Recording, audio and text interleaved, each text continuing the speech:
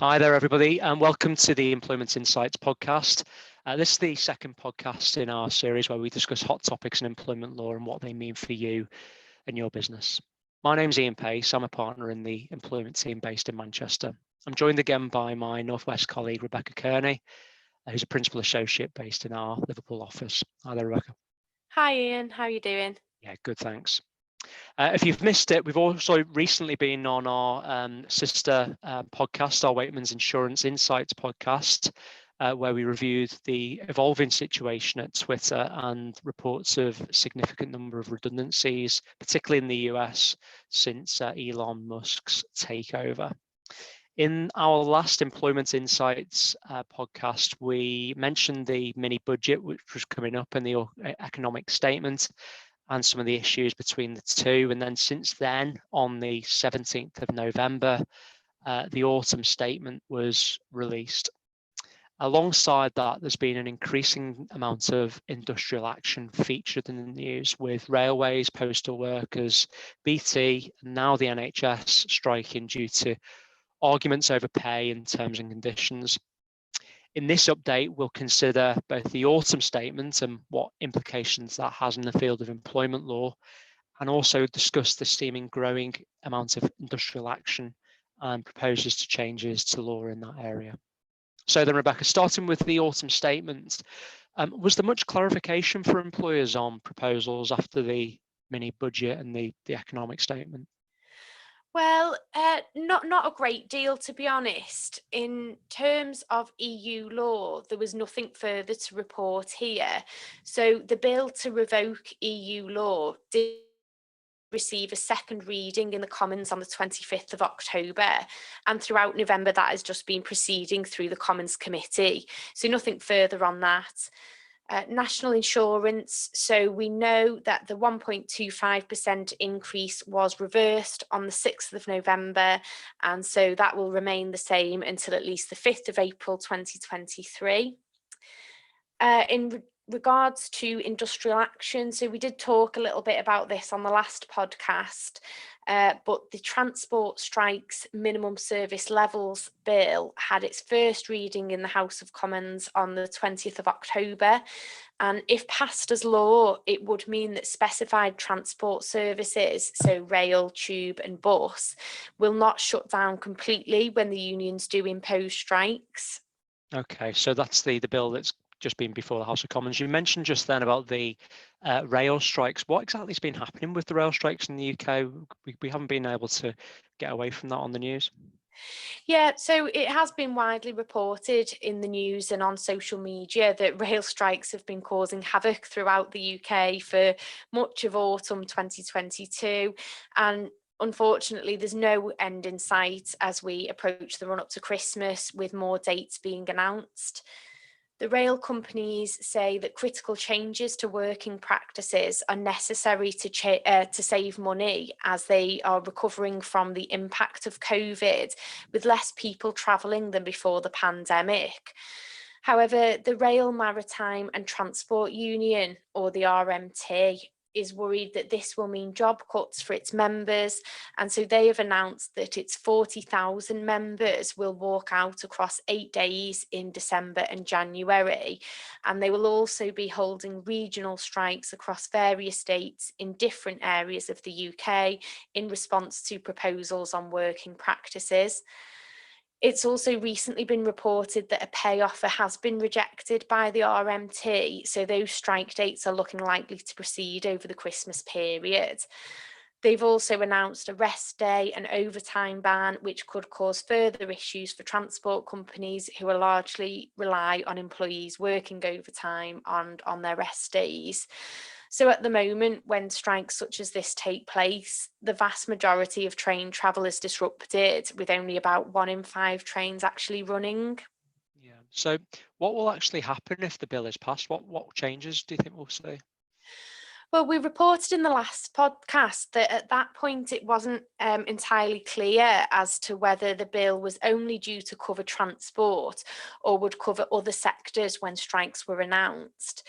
It's now become apparent that the bill is only set to cover transport, although there is nothing to say that something similar could not be introduced in other sectors in the future, especially with the recent worries and announcements with the NHS striking. The bill sort of echoes similar laws that are already in place in countries such as France and Spain, and essentially it will ensure that specified transport services, so rail, tube and bus, will not shut down completely when strikes take place. It's ultimately a balance between the right to strike with ensuring that commuters can get to work, people can access healthcare or make other vital journeys on strike days. Rather than actually imposing minimum levels of service, the bill will actually allow employers and unions to first negotiate and try to reach agreement on what those minimum levels should look like.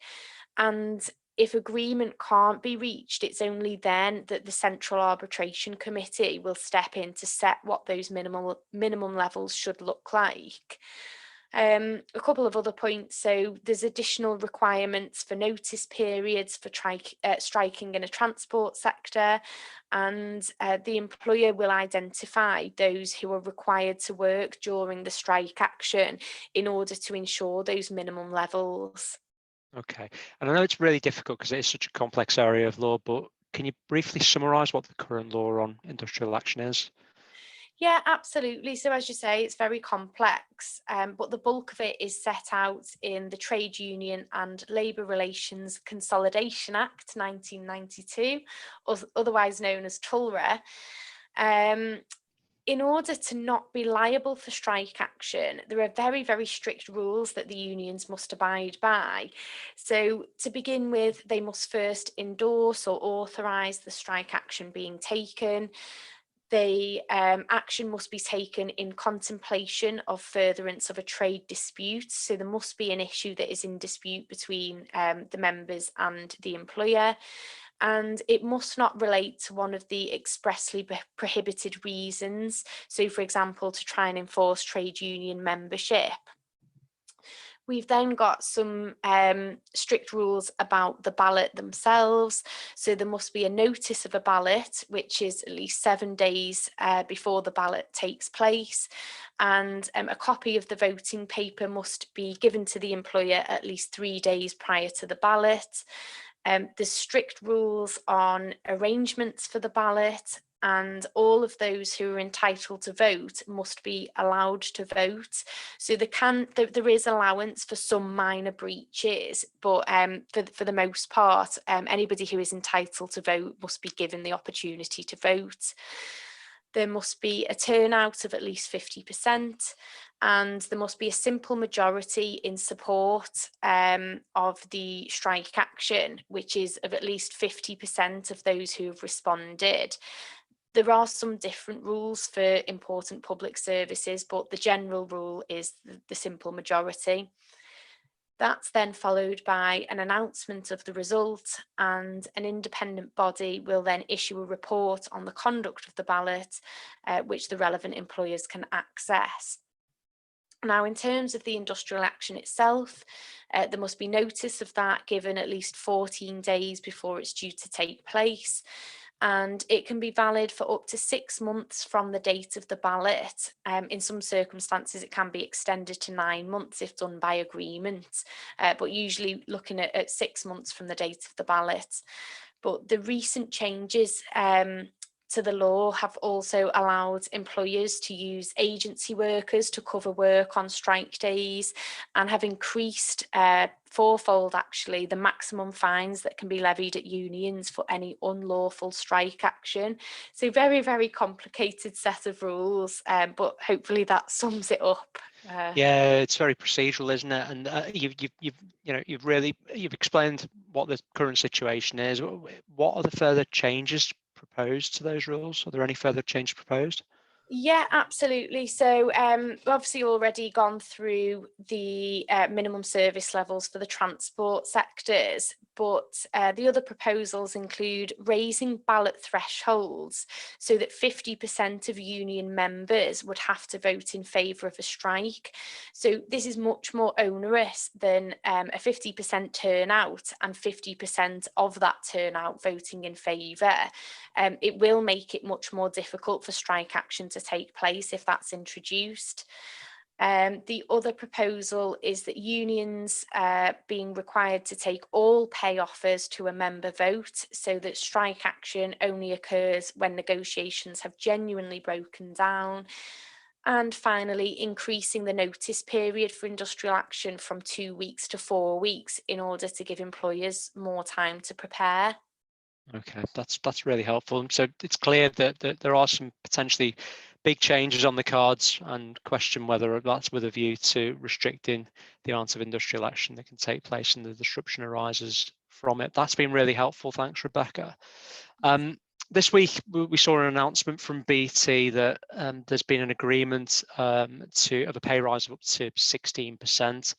That had been agreed with the union, and that's one success story, and that's actually prevented any further strikes. The proposal in that case is that those earning over £50,000 a year, earning less than £50,000 a year, will receive a £1,500 pay rise next year from the 1st of January. That deal will be put to a vote, but could see the end to any strike action at BT. So that's the good news. The bad news is that further strike dates have been announced over the Christmas period for all rail workers and postal workers, and the NHS could see up to 100,000 nursing staff walk out on the 15th and the 20th of December in dispute over pay. And there's also a risk that ambulance workers who await their own ballot results on strike action have stated they may coordinate their own strike action with that of other NHS workers in order to create the biggest impact across the whole of the NHS. So despite the potentially good news from BT, it seems that we're really very much heading towards a winter of discontent, unfortunately, across the UK, as the cost of living increases and working conditions and pay are at the forefront of employer and employee disputes. So something we'll keep a close eye on, and as developments do come forward with the bill, and as that progresses through law, then I'm sure we'll provide another podcast on that. But in the meantime, the next podcast will be looking at flexible working. As those of you will be familiar, the government has been consulting about a proposal to offer flexible working as a day one right, and the government has very recently published its response in relation to that consultation. So that's something we'll be covering in next week's podcast. Look forward to joining you then. Thanks very much for coming, Rebecca. Really helpful today, and yeah, look forward to you joining us next week. Thank you, Ian.